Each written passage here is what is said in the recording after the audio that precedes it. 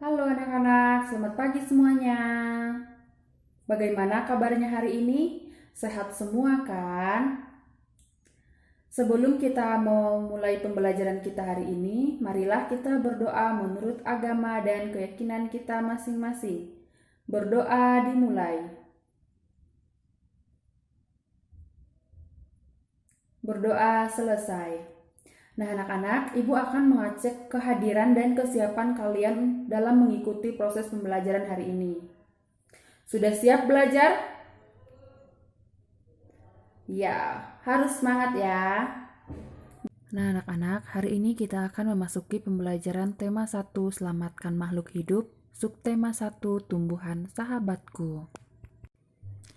Pembelajaran 1, Mata Pelajaran Ilmu Pengetahuan Alam. Nah, anak-anak, di sini kita akan mempelajari tentang perkembangbiakan tumbuhan. Perkembangbiakan pada tumbuhan dibagi menjadi dua cara, yaitu perkembangbiakan melalui proses perkawinan atau generatif dan perkembangbiakan tanpa melalui proses perkawinan atau vegetatif. Di sini ada contoh tumbuhan bunga. Tumbuhan bunga ini adalah tumbuhan bunga yang lengkap, yang memiliki tangkai bunga, dasar bunga, kelopak bunga, benang sari, mahkota, kepala sari, tangkai sari, kepala putik, tangkai putik, dan juga bakal biji. Itu merupakan contoh bunga yang lengkap. Nah, anak-anak, tadi kan perkembangbiakan tumbuhan dibagi menjadi dua, yaitu secara generatif dan secara vegetatif. Sekarang, Ibu akan menjelaskan perkembangbiakan secara generatif atau kawin.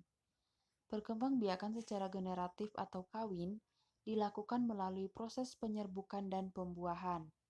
Perkembangbiakan ini diawali dengan penyerbukan, yaitu melekat atau jatuhnya serbuk sari ke kepala putik. Setelah terjadi penyerbukan, pada serbuk sari tumbuh buluh serbuk sari yang menuju ruang bakal biji. Kemudian, sel kelamin jantan atau spermatozoid masuk ke ruang bakal biji melalui buluh serbuk sari. Di ruang bakal biji terjadi pembuahan, yaitu peleburan sel kelamin jantan atau spermatozoid dengan sel kelamin betina atau sel telur. Hasil dari pembuahan adalah zigot. Zigot berkembang menjadi lembaga. Bakal biji berkembang menjadi biji. Dan bakal buah berkembang menjadi daging buah. Lembaga yang berada di dalam biji merupakan calon tumbuhan baru. Nah, anak-anak, di sini berdasarkan kelengkapannya akan menjadi dua, yaitu bunga lengkap dan bunga tidak lengkap. Bunga lengkap memiliki bagian-bagian bunga seperti tangkai bunga, kelopak bunga, mahkota bunga, benang sari, dan juga putik. Seperti yang sudah Ibu jelaskan pada materi awal, yaitu bunga yang lengkap memiliki tangkai bunga, kelopak bunga, mahkota bunga, benang sari, dan juga putik. Itu adalah bunga yang lengkap. Sedangkan bunga yang tidak lengkap, yaitu bunga yang tidak lengkap jika salah satu bagian dari bunga tersebut tidak ada. Misalnya, contohnya, yang tidak ada itu adalah putik. Tetapi, bunga tersebut memiliki tangkai, kelopak, mahkota bunga, dan juga benang sari tetapi tidak ada putiknya. Maka bunga tersebut dikatakan bunga tidak lengkap karena tidak memiliki salah satu bagian bunga lengkap. Nah, pada peristiwa perkawinan pada perkembangbiakan secara generatif adalah penyerbukan. Pada penyerbukan, serbuk benang sari akan jatuh di kepala putik.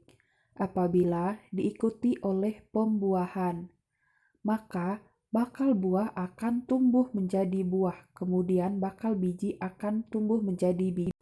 Nah, anak-anak, di sini berdasarkan faktor pengaruhnya, penyerbukan dibedakan menjadi 4 macam, yaitu yang pertama, penyerbukan dengan bantuan hewan atau zoidiogami. Contohnya terjadi pada bunga melati, bunga mawar, dan juga bunga durian. Hewan yang membantu penyerbukan ini antara lain serangga, siput, burung, dan juga kelelawar. Yang kedua, penyerbukan dengan bantuan air atau hidrogami. Contohnya terjadi pada tanaman air seperti hidrilla. Yang ketiga, penyerbukan dengan bantuan angin, yaitu anemogami. Contohnya terjadi pada tanaman padi, jagung, gandum, dan juga rerumputan. Yang terakhir yaitu penyerbukan dengan bantuan manusia atau antropogami. Contohnya terjadi pada tanaman vanili. Nah, berdasarkan serbuk sari, penyerbukan dibagi menjadi 4 macam. Yang pertama, penyerbukan sendiri atau autogami. Serbuk sari jatuh di kepala putik pada bunga itu sendiri. Sedangkan yang kedua, penyerbukan tetangga atau geitonogami.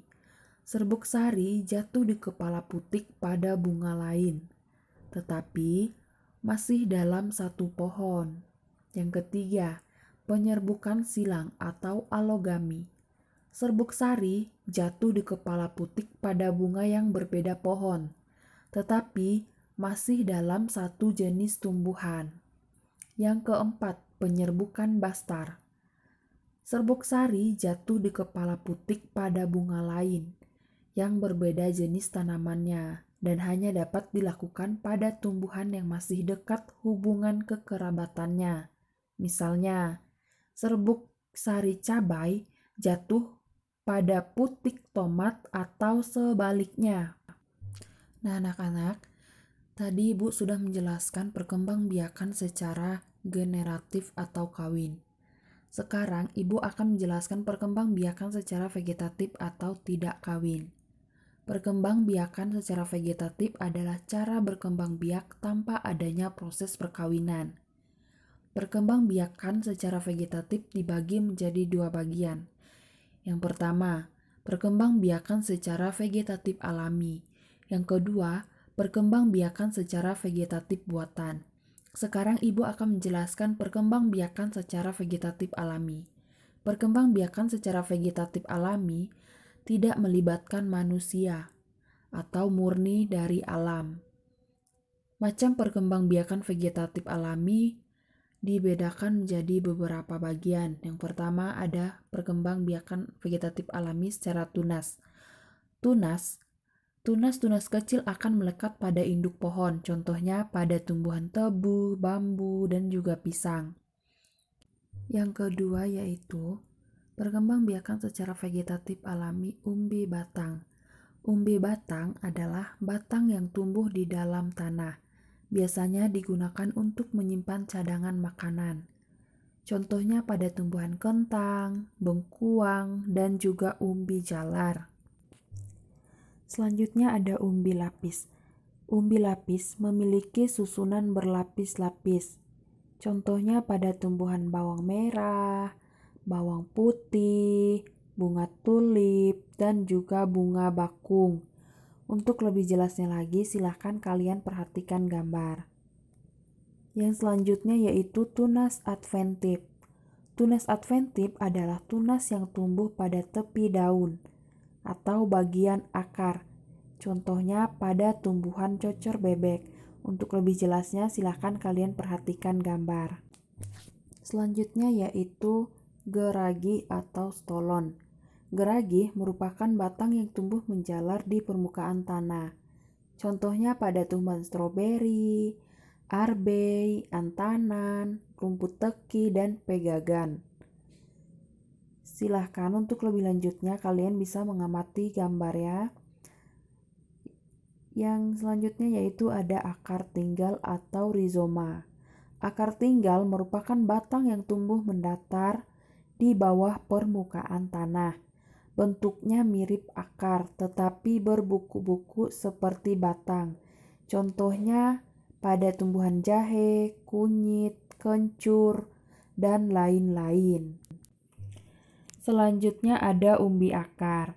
Umbi akar merupakan akar yang dijadikan sebagai tempat untuk cadangan makanan. Contohnya pada tumbuhan singkong, wortel, lobak, dan tanaman tahlia. Yang terakhir yaitu spora. Spora adalah sel-sel yang terbungkus oleh lapisan tipis sebagai pelindung. Spora dikenal sebagai alat persebaran biji pada tumbuhan berpembuluh. Contohnya pada tanaman lumut, tanaman paku, dan tanaman suplir. Nah, anak-anak, tadi Ibu sudah menjelaskan tentang perkembangbiakan tumbuhan secara vegetatif alami. Sekarang, Ibu akan menjelaskan tentang perkembangbiakan tumbuhan secara vegetatif buatan. Vegetatif buatan ini perkembangbiakannya terjadi dengan bantuan manusia. Perkembangbiakan secara vegetatif buatan ini terdiri dari 3. Yang pertama ada cangkok, ada runduk, dan juga ada stik. Untuk cangkok contohnya pada buah-buahan. Yang kedua stik. Perkembangbiakan dengan cara stik dilakukan dengan cara menanam bagian tertentu tumbuhan tanpa menunggu tumbuhnya akar baru terlebih dahulu. Stik dibedakan menjadi 2 macam, yaitu stik batang dan stik daun. Stik batang misalnya ketela pohon, mawar, dan juga sirih. Sedangkan stik daun yaitu begania dan sri rejeki. Nah, yang terakhir yaitu runduk. Cara tumbuhan berkembang biak dengan merunduk dilakukan dengan merundukkan atau membelokkan cabang tanaman sampai ke tanah.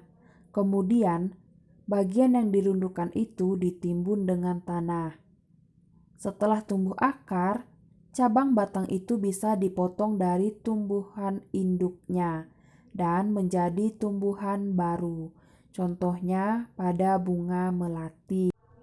Nah, anak-anak, sampai di sini pertemuan kita hari ini. Jika ada yang kurang jelas, silahkan kalian bertanya di WA Group.